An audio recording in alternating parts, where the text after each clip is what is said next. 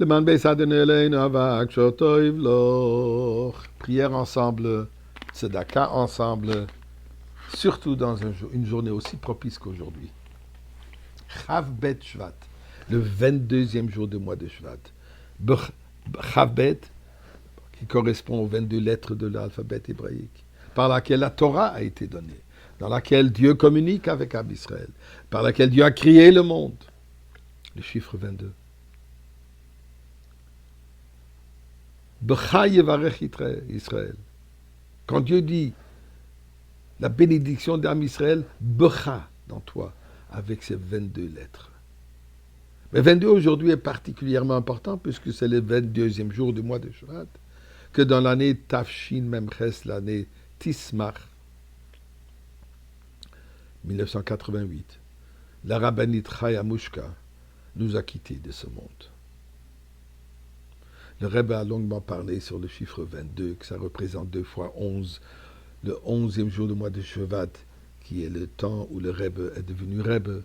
2 fois 11 représente le double de ce chiffre 11, le keter de niveau très kabbalistique.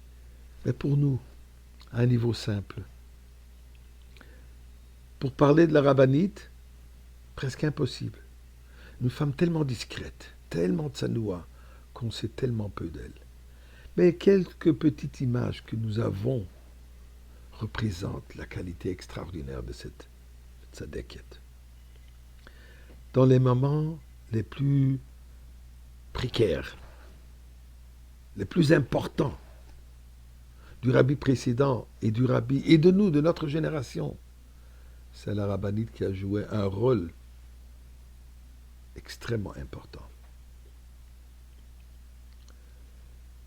En 1927, quand son père, donc le rabbi précédent, fut arrêté par la KGB, par les communistes en Russie, où il y avait une question, il y avait une possibilité, chas v'shalom, question de vie.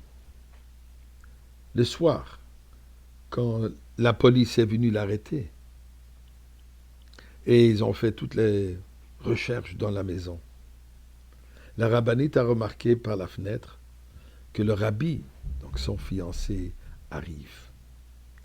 Il fallait absolument l'avertir de ne pas rentrer puisqu'il sera lui-même aussi en danger. Schneerson, danger direct. Par la fenêtre, elle a annoncé, Schneerson, nous avons des invités. Le rabbi a réalisé de quoi il s'agissait. Immédiatement, il est parti chez les secrétaires du rabbi, donc du rabbi précédent, pour assurer qu'ils détruisent, qu'ils cachent des documents qui pourraient être incriminés, qui pourraient incriminer le rabbi précédent. Alors, à part de sauver le rabbi, elle a aussi peu assuré par cela, par cette pensée vite, cet acte aussi vite et simple, sauver la situation. Quand le rabbi précédent, son père donc est décédé, nous a quittés, le rabbi ne voulait pas prendre la Nessiout. À un certain moment, la rabbinite lui dit, si toi tu ne prends pas la relève, tout ce qui a été fait jusqu'à présent, le Messirut Nefesh, tout ce que mon père a investi soi-même et tous les efforts qu'il a fait pour continuer à propager la chassidoute et le judaïsme, sera en vain. Tu n'as pas de choix, il faut que tu le prennes. Elle savait très bien qu'elle va consacrer sa vie pour le reste du monde. Puisque ce n'était pas pour son honneur et sa gloire, puisque c'était une femme extrêmement discrète. Elle l'a fait, Messirut Nefesh, pour le bien d'Am Israël et pour assurer la venue de Mashiach. Au moment où il y avait à la cour le dilemme des Sfarim qui ont été volés, elle a été questionnée par la partie opposante. Finalement, on lui a posé la question.